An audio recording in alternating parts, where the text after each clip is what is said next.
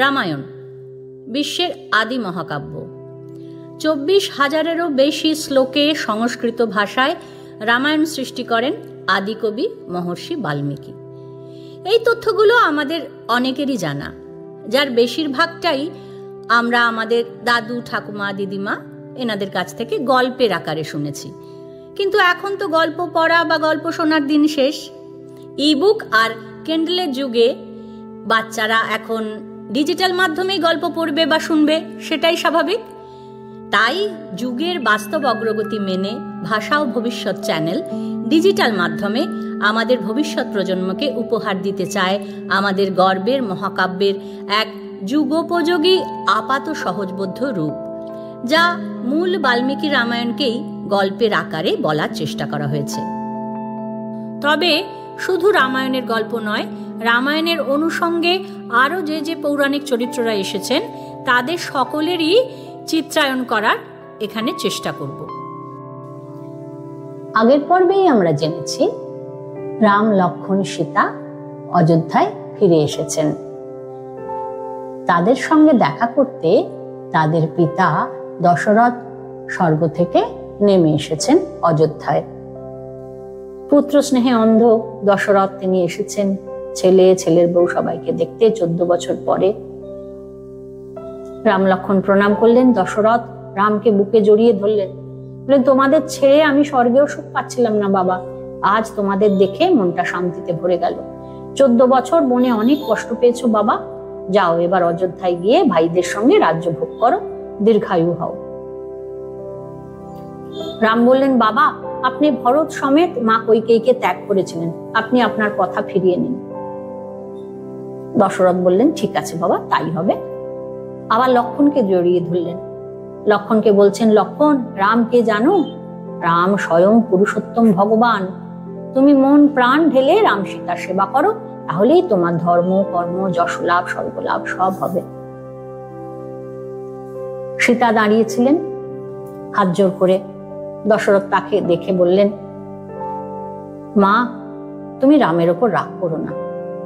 পুত্রী, তোমার হিতের জন্যে, তোমার হিত কামনায়, তোমার ভালোর জন্যে, তোমার শুদ্ধির জন্যেই রামচন্দ্র তোমাকে ত্যাগের কথা বলেছিলেন, তুমি রাগ করো না। তুমি যে অসামান্য চরিত্র লক্ষণ দেখিয়েছ তা অন্য সব নারীর লক্ষণীয় হবে, অন্য সব নারীর তুমি আদর্শ হবে। তোমার মতন প্রতিশোবার উপদেশ দেওয়া হবে। তাও আমি বলবো, রামই তোমার পরম দেবতা। তোমাকে তো প্রতিসেবার কথা তোমাকে আর বলবো না আলাদা করে, তবে এই কথা তুমি ভুলো না। এই বলে দশরথ বিদায় নিলেন। ইন্দ্র বর দিতে চাইলেন, বললেন, তোমার যদি কিছু অভীষ্ট থাকে তো বলো। তখন রাম বললেন যে আপনি যদি আমাকে বর দিতেই চান, যদি প্রসন্ন হয়ে থাকেন, তাহলে যে সমস্ত বীররা যুদ্ধ করতে গিয়ে মৃত্যুবরণ করেছেন তাদের সবাই জীবন ফিরিয়ে দিন। তারা সবাই যেন নিরোগ হয়, বলশালী দেহ হয়, তাদের দেশ যেন অকালেও সুজলা সুফলা শস্য শ্যামলা হয়। ব্যাস, ইন্দ্র বললেন, তথাস্তু। লঙ্কার যুদ্ধে যত বানর, ভাল্লুক সব মারা গিয়েছিল, সবাই আবার জীবন ফিরে পেয়ে মহানন্দে লাফালাফি করতে লাগলো। ইন্দ্র চলে গেলেন বিমান, তার নিজস্ব বিমানে চড়ে দেবলোকে। পরদিন ভোর হতেই বিভীষণ এলেন রামের কাছে। লঙ্কার সমস্ত শ্রেষ্ঠ সুন্দরীরা তার সঙ্গে এসেছেন। বিভীষণ বললেন, রাম এরা হলো লঙ্কার শ্রেষ্ঠ সুন্দরী, এরা আপনার স্নানের জন্য দামি জামা কাপড়, প্রসাধনের জিনিস, গয়নাগাটি, চন্দন, মালা এসব নিয়ে এসেছে। রাম বললেন, তুমি শুধু সুগ্রীবকেই নিয়ে যাও, এই স্নানের নিমন্ত্রণ করো। ভরত আমার জন্য ব্রহ্মচারী হয়ে আছে, আমার এখন এই সমস্ত স্নান বেশভূষা এই সমস্ত কোনো রুচি নেই। আমি যত তাড়াতাড়ি পারি অযোধ্যায় ফিরে যাব। সেখানকার পথ অতি দুর্গম, আমার যেতে সময়ও লাগবে, তুমি সেই উপায় দেখো। এসব বিলাসিতায় আমি গা ভাসাতে পারবো না। বিভীষণ বললেন, চিন্তা কি রাম, আমার বরদা কুবের, তার তো পুষ্পক রথ আছে, যাতে করে রাবণ সীতাকে হরণ করে লঙ্কায় এনেছিলেন, সেই পুষ্পক রথই আপনাদের নিয়ে যাবে অযোধ্যায়। আপনি কোনো চিন্তা করবেন না, আপনাদের অযোধ্যায় পৌঁছে দিয়ে আসবে পুষ্পক, একদিনেই আপনি পৌঁছে যাবেন, তবে এখানে কিছুদিন থেকে গেলে আমরা খুব খুশি হতাম। রাম বললেন, না বিভীষণ, তা হয় না, আমরা অনেক এখানে আদর যত্ন পেয়েছি, এখন আমাকে ফেরাবার জন্য ভরত একেবারে চিত্রকূটে এসে উপস্থিত, তাকে দেখবার জন্য আমার মন ছটফট করছে, মায়েরা রয়েছে, আত্মীয়রা রয়েছে, আমি তোমার এই অনুরোধ আর রাখতে পারছি না, তুমি দুঃখ পেও না, আমাকে যাওয়ার অনুমতি দাও। বিভীষণ আর কি করবেন অগত্যা, সুসজ্জিত পুষ্পক রথ, রামের ইচ্ছে, বিভীষণ বানরদের মুঠো মুঠো ধনরত্ন দিলেন, একে একে বিমানে উঠলেন সবাই। বানরদের খুব আনন্দ, ধনরত্ন পেয়েছে। রাম সীতা আর লক্ষ্মণকে নিয়ে সেই পুষ্পক রথে উঠলেন, অর্থাৎ এরোপ্লেন, বিমানে।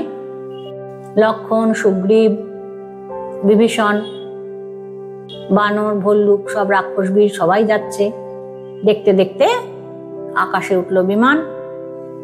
রাম সীতাকে জানলা দিয়ে সব দেখাতে দেখাতে যাচ্ছে, বলছে, ওই দেখো সীতা, ত্রিকুট পর্বতের মাথায় লঙ্কাপুরী দেখা যাচ্ছে,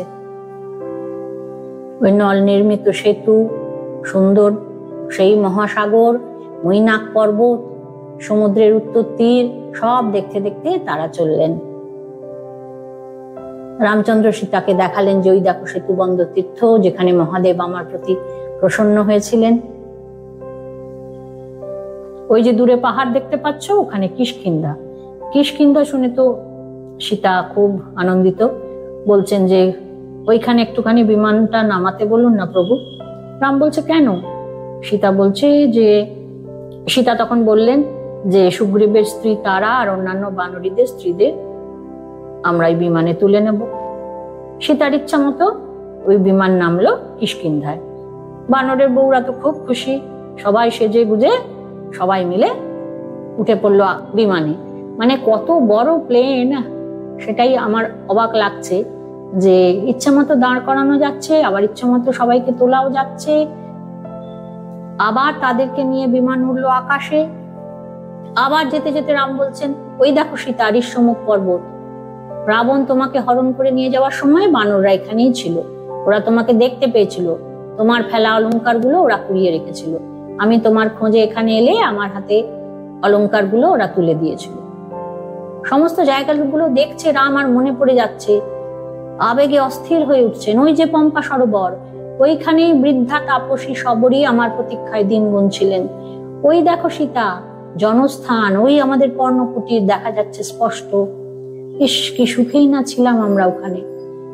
এখন আমরা গোদাবরীর ওপর দিয়ে যাচ্ছি, ওই দেখো অগস্ত্য মুনির আশ্রম দেখা যাচ্ছে, ওই দেখো সরভঙ্গ মুনির আশ্রম, ত্রিমুনির আশ্রম, ওইখানে তাপসী অনুসুয়া ছিলেন, যার সঙ্গে তোমার দেখা হয়েছিল। চিত্রকূট পর্বত যখন দেখা যাচ্ছে, রাম বলছেন যে চিত্রকূটকে নিশ্চয়ই চিনতে পেরেছ সীতা, এখন যমুনা নদীর ওপর দিয়ে আমরা যাচ্ছি, ওই দেখো ওটাই ভরদ্বাজ মুনির আশ্রম। গঙ্গাকে নিশ্চয়ই চিনতে পেরেছ, প্রণাম করো। ওই শৃঙ্গবেরপুর, আমার বন্ধু গুহকে তোমার মনে পড়ছে? এইবার আস্তে আস্তে দেখা গেল ভরদ্বাজ মুনির আশ্রম পেরোনো, তারপরেই তো অযোধ্যা দেখা যাওয়ার কথা। এবার রাম বলছেন, সীতা ওই দেখো তুমি আবার অযোধ্যায় ফিরে এসেছো, ওই দেখো তোমার প্রাণের অযোধ্যা দেখতে পাচ্ছ, প্রণাম করো সীতা, প্রাণ ভরে প্রণাম করো তোমার সোনার অযোধ্যাকে। অযোধ্যা আসতেই বানর রাক্ষসরা সবাই একদম মহা হইচই লাগিয়ে দিল। তারা মহানন্দে অমরাবতীর মতো, মানে ইন্দ্রের স্বর্গের অমরাবতীর মতন সুন্দর অযোধ্যাকে দেখতে লাগলো। খুব হইচই পড়ে গেল তাদের মধ্যে। বারবার তারা আসন থেকে উঠে আনন্দ করতে লাগলো, আর আনন্দে ভরে উঠলো রাম সীতার মন। কত দুঃখের দিন তারা কাটিয়েছে, সেই সব ভুলে এইবার তারা নিশ্চিন্ত। দুঃখের দিন তাহলে এতদিনে শেষ হলো তাদের। তিনজনেরই মনে হলো এই কথা যে তাহলে আমরা 14 বছরের দুঃখ কষ্ট সমস্তের অবসান, আমরা আবার অযোধ্যায় ফিরে এলাম। বনবাসের ঠিক 14 বছর পূর্ণ হলো। পঞ্চমী তিথিতে রাম ভরদ্বাজের আশ্রমে এসে তাকে প্রণাম করলেন।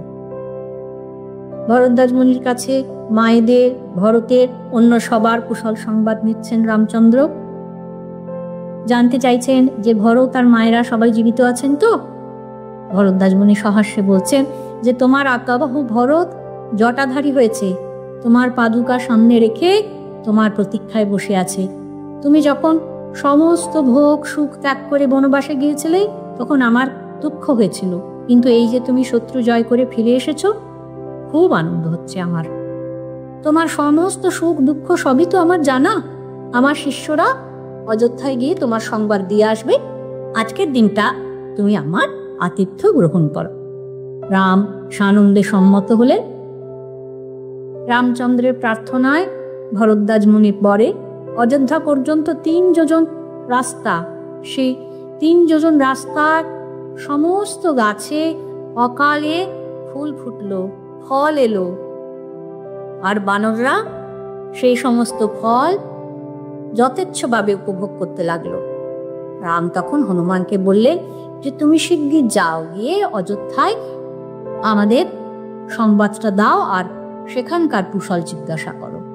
আর ওই যে পথে শৃঙ্গবেরপুর দেখিয়েছি, ওইখানে নিষাদরাজ গুহ আমার মিত্র, তাকে আমার শুভেচ্ছা জানাও। আর ভরতের কাছে গিয়ে সমস্ত ঘটনা বলো যে আমি বিভীষণ, সুগ্রীব এদেরকে সবাইকে নিয়ে, সমস্ত বন্ধু বান্ধবদের নিয়ে অযোধ্যায় যাচ্ছি। আর এই সংবাদ শুনে ভরতের কেমন মনোভাব হয়, তার মানে ভরত কিভাবে এই সংবাদটা নিচ্ছে সেটা সমস্ত আকার ইঙ্গিত, মুখবর্ণ এই সমস্ত লক্ষ্য করে জেনে নিও। তাকে যেন জিজ্ঞেস করতে চাও না সে কিভাবে নিচ্ছে, তার সমস্ত রিয়াকশনস গুলো থেকেই তুমি এটা রিড করতে বলছে হনুমানকে। বলছে একটা সুখ সমৃদ্ধ পৈতৃক রাজ্য হস্তগত হলে কার না মনের পরিবর্তন হয় বলো? যদি তিনি রাজ্যাভিলাষী হন তবে তিনি নিজেই রাজ্য শাসন করুন। যাও, আমি আগে অযোধ্যায় যাব না, আমি অযোধ্যায় যাওয়ার আগে তুমি তার মতিগতি জেনে ফিরে এসো। হনুমান তখনই মানুষের রূপ ধরে একদম পূর্ণ গতিতে যাত্রা করলেন। যাত্রা করে তিনি গঙ্গা যমুনার সঙ্গম পেরিয়ে শৃঙ্গবেরপুরে এলেন। এসে গুহকে খবর দিতে বলেছিলেন রামচন্দ্র, গুহকে খবর দিলেন। তারপর পরশুরাম তীর্থ, বরুথি, গোমতী নদী সমস্ত জনপদ পেরিয়ে একদম গিয়ে পৌঁছলেন নন্দীগ্রাম।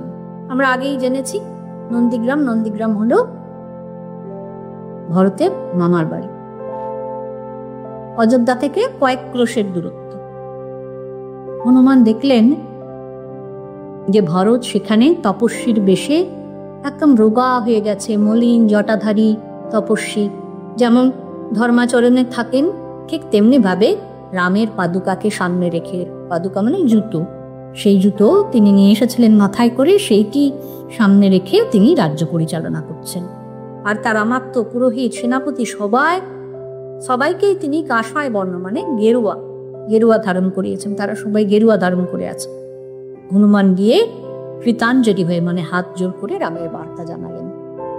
ভরত তো ভীষণ আনন্দে একেবারে বিহ্বল হয়ে পড়েছেন। এত খুশি হলেন যে তিনি তক্ষণে হনুমানকে 1,00,000 গরু, 100টা গ্রাম আর 16 জন পরমা সুন্দরী উপহার হিসেবে দিলেন। হনুমান তো আমি জানি ব্রহ্মচারী, তিনি আপনার ব্রহ্মচারী, অখণ্ড ব্রহ্মচর্য তার। জানি না তিনি এই পরমা সুন্দরীদের নিয়ে কি করেছেন, তবে দিয়েছিলেন। এখানে আমরা পাচ্ছি যে ভরত খুশি হয়ে দিয়েছিলেন সেই সমস্ত। যাই হোক, এইবার রামের বনযাত্রা থেকে শুরু করে রাবণ বধ পর্যন্ত সমস্ত ঘটনা সবিস্তারে হনুমান বিবৃত করলেন ভরতকে এবং বললেন যে রাম এখন ভরদ্বাজ আশ্রমে আছে, কাল শুভ পুষ্যা নক্ষত্র যোগে তুমি তাকে এখানে দেখতে পাও। তখন ভরত হাত জোর করে বললেন, এতদিনে আমার প্রতীক্ষা শেষ হলো। আনন্দে ছলছল করে এগুলো তার চোখ। বললেন যে আমার অভিলাষ, আমার মনোরথ এতদিনে পূর্ণ হলো। এইবার ভরত একদম আহ্লাদে আটখানা হয়ে শত্রুঘ্নকে আঁকা দিলেন যে রামের যেন সংবর্ধনার উপযুক্ত আয়োজন করা হয়। পরদিন শত্রুঘ্নের আদেশে দৃষ্টি, জয়ন্ত, বিজয়, সুমন্ত্র প্রভৃতি মন্ত্রীগণ আরো বহু বীর সুসজ্জিত হাতি, ঘোড়া, রথ সব নিয়ে চললেন রামকে আনতে, রামকে স্বাগত জানাতে যাচ্ছে। আর তার সঙ্গে কে কে যাচ্ছে? মা কৌশল্যা, সুমিত্রা, তারা আগে আগে, আরো সব দশরথের যারা যারা বউ ছিলেন তারা সবাই রথে চেপে যাচ্ছেন। ভরত, সমস্ত ব্রাহ্মণ যারা মুখ্য ব্রাহ্মণ, তারপরে মালা নিয়ে সব মন্ত্রীরা, তাদেরকে নিয়ে ভরত যাচ্ছেন। মাথায় তার রামের পাদুকা, সেই পাদুকাকে ছাতা দিয়ে ঢাকা, শ্বেত ছত্র, চামর দুলিয়ে সবার গন্তব্য নন্দীগ্রামের এক প্রশস্ত ভূমি, প্রশস্ত মাঠ, যেখানে বিমান, রামের বিমান অবতরণ করবে। বা দূর থেকে দেখা যাচ্ছে রামের বিমান। আবাল বৃদ্ধ বনিতা মানে বুড়ো বাচ্চা সবাই জয় শ্রীরাম হর্ষধ্বনি করছে। মানে এটা যেমন বড় একটা হেলিপ্যাড, সেইখানে দূর থেকে দেখা যাচ্ছে রামের হেলিকপ্টার আসছে, রাম আসছেন, সবাই নিচ থেকে আনন্দে চিৎকার করছে যে ওই যে রাম আসছে। এইবার তার বিমান এসে দাঁড়ালো। ভরত পাদ্য অর্ঘ্য দিয়ে রামকে পুজো করলেন, প্রণাম করলেন। আর বিমান থেকে নেমেই রাম ভরতকে একেবারে জড়িয়ে ধরে, প্রায় খোলে করার মতন বুকে জড়িয়ে ধরলেন। সবার চোখে আনন্দে জল এলো। ভরত রামের পা ধুইয়ে দিলেন, পুজো করলেন। হাজার হাজার শাঁখ বেজে উঠল।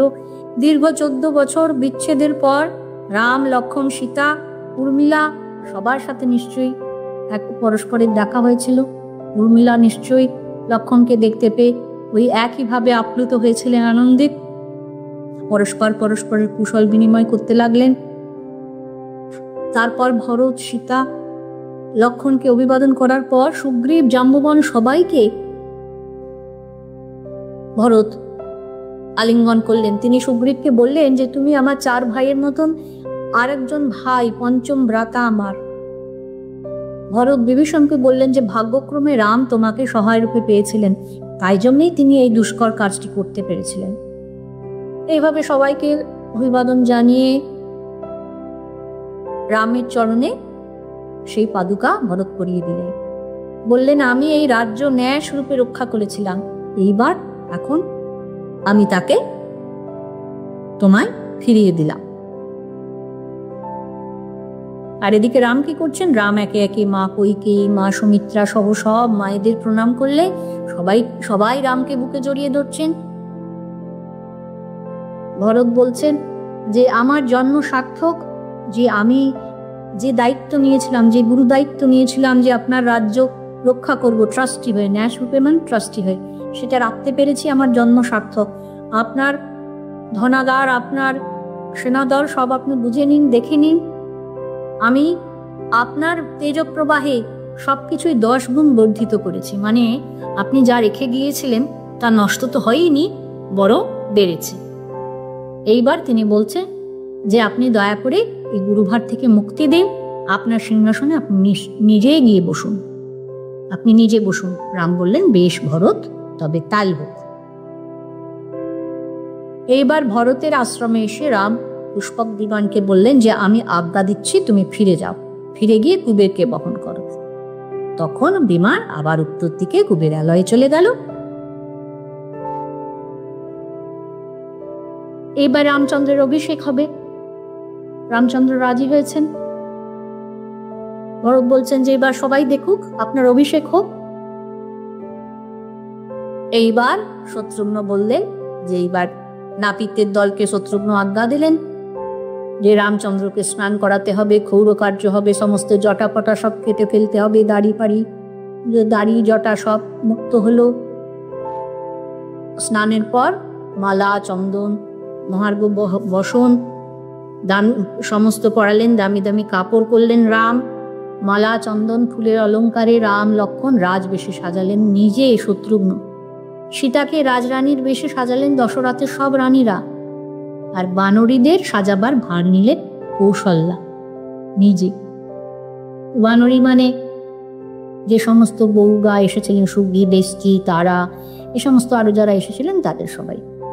সারথী সুমন্ত্র দিব্যরথ নিয়ে এলে রাম তাতে আরোহণ করে অযোধ্যায় যাত্রা করলেন। ভরত সারথী হলেন, আর শত্রুঘ্ন মাথায় ছাতা ধরলেন, লক্ষণ হাওয়া করতে করতে নিয়ে যাচ্ছেন, আর শ্বেত চামর নিয়ে বিভীষণ একপাশে রইলেন। যেতে যেতে তারা যখন যাচ্ছেন আর কি রথে চড়ে, তখন রাম মন্ত্রীদের সুগ্রীবের বন্ধুত্ব, হনুমানের বিক্রম, অন্যান্য বানরদের বীরত্বের কথা বলতে লাগলেন।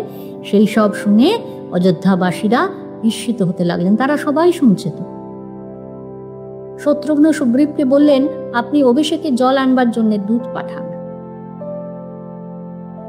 সুগ্রীবের আজ্ঞায় হনুমান, জাম্বুবান, বেগদর্শী আর ঋষভ 4 সাগরী জল নিয়ে এলেন। 500 নদী, বিভিন্ন 500 নদীর জল এলো অভিষেকের জন্য।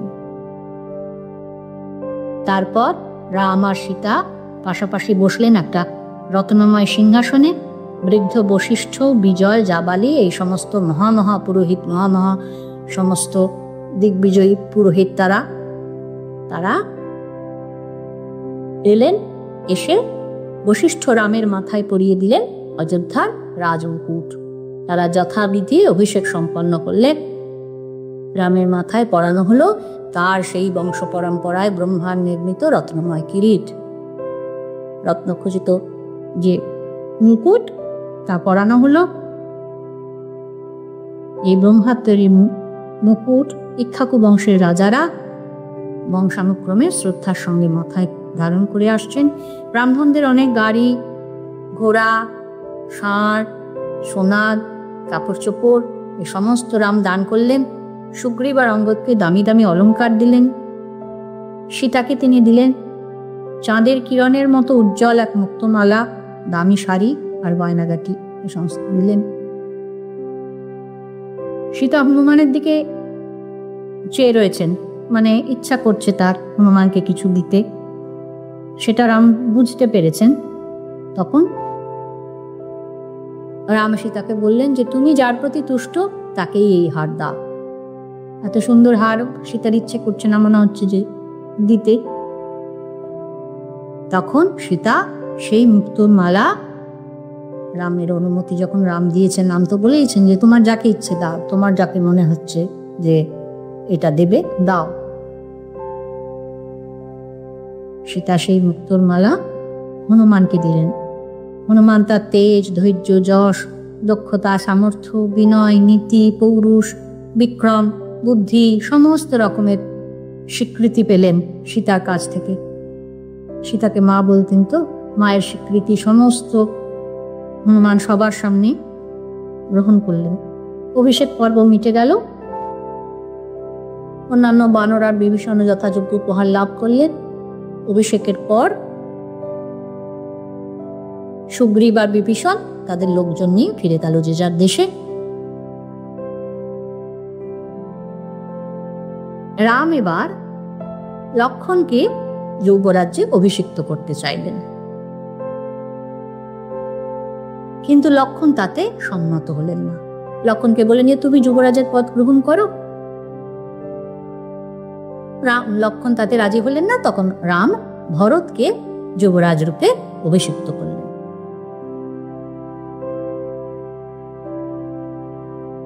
রাজা হয়ে রাম অনেক যজ্ঞ করেছিলেন। বলা হয়, বাল্মীকি বলছেন যে 10,000 বছর রাজত্ব করেছিলেন রামচন্দ্র। জানি না 10,000 বছর কি করে হয়, কি হিসেবে মাপ ছিল তখন জানি না। 10,000 বছর তিনি রাজ্য শাসন করেছিলেন, 10 বার অশ্বমেধ যজ্ঞ করেছিলেন।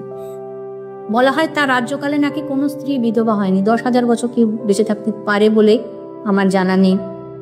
10,000 বছর কেউ বেঁচে থাকবে এমনটা তো মনে হয় না। বাল্মীকি লিখে গেছেন মানে বহু বছর, একটাই জিনিস ধরতে পারে যে বহু বছর। এসব বলে তিনি বোঝাতে চেয়েছেন যে হিংস্র জন্তু ব্যাধি দস্যুর ভয় ছিল না, কোনো বৃদ্ধকে অল্প বয়সের অন্ত্যেষ্টিক্রিয়া করতে হতো না, অর্থাৎ সবাই খুব আনন্দে ছিলেন, কোনো দুঃখ ছিল না। তিনি মূলত বোঝাতে চেয়েছে যে কোনো দুঃখ ছিল না, সবাই ভালো ছিলেন, খুব ভালো থাকতেন, সবাই খুব ভালো ছিলেন, আর প্রত্যেকেই দীর্ঘায়ু ছিলেন। এটা বোঝা যাচ্ছে যে সবাই নিরোগ ছিলেন, রোগ ছিল না, গাছে গাছে অপর্যাপ্ত ফুল ফল ছিল, মানে কি খাদ্যের অভাব ছিল না, রোগ ছিল না, সবাই নিজের নিজের কাজে তৃপ্ত ছিলেন, ধার্মিক ছিলেন, সত্যবাদী ছিলেন। অর্থাৎ একটি আদর্শ সুখের রাজত্ব। আমরা রাম রাজত্ব বলতে কি বোঝাই? আমরা বলি কথায় কথায় রাম রাজত্ব চলছে। রাম রাজত্ব মানে যে রাজ্যে দুঃখের ভাব কম ছিল না, বলে তো দুঃখ ছিল না এমন কথা তো বলা যায় না। দুঃখ কম ছিল, দুঃখ কম, সুখী ছিলেন সবাই, সবাই নীরব ছিলেন, আগেই বলেছি সবাই নীরব ছিলেন, অভাব ছিল না। এই দুটোই মোটামুটি মানুষের তো অসুখ, অর্থাৎ সুখের অভাব ঘটায়, সেটা ছিল না। সবাই রামরাজত্বে সুখে বাস করতে লাগলেন, মানে হ্যাপি এন্ডিং। এটাই বাল্মীকি বোঝাতে চেয়েছেন। খুব সম্ভবত এখানেই রামায়ণ শেষ করেছিলেন বাল্মীকি, কারণ এরপরে তিনি রামায়ণের মাহাত্ম্য বর্ণনা করেছেন। রামায়ণের মাহাত্ম্য দিয়ে বাল্মীকি রামায়ণ শেষ হয়েছিল। পুরাকালে ঋষি বাল্মীকি এই যে আদি কাব্য রচনা করেছিলেন তাতে এই পর্যন্তই ছিল। উত্তরকাণ্ড প্রক্ষিপ্ত বলা হয়, খুব সম্ভবত উত্তরকাণ্ড প্রক্ষিপ্ত, যদিও তা এই মূল রামায়ণের একই সুরে একই মেজাজে ছিল, কিন্তু আবার কেউ কেউ বলেন বালকাণ্ড প্রক্ষিপ্ত আর উত্তরকাণ্ড প্রক্ষিপ্ত, মানে পরে যুক্ত হয়েছে। যাইব, আমরা সে বিষয়ে যাচ্ছি না। এই যুদ্ধকাণ্ডের অবসান, রামচন্দ্রের রাজ্যাভিষেক, এখানেই রামায়ণের মূল পর্ব শেষ হল, অর্থাৎ এখানে মূল রামায়ণের পরিসমাপ্তি ঘটে। যদি কারো রামায়ণের এই গল্পগুলো শুনতে ভালো লাগে তাহলে চ্যানেলটাকে সাবস্ক্রাইব করবেন আর ভিডিওটাতে লাইক করবেন, ভিডিওটা শেয়ার করবেন। পরের পর্বে আমরা আরও খানিকটা রামায়ণের গল্প শুনব, আরও রামায়ণের চরিত্রদের সঙ্গে পরিচিত হব। আমি তানিয়া আবার আসব রামায়ণের গল্প আর রামায়ণের চরিত্রদের নিয়ে।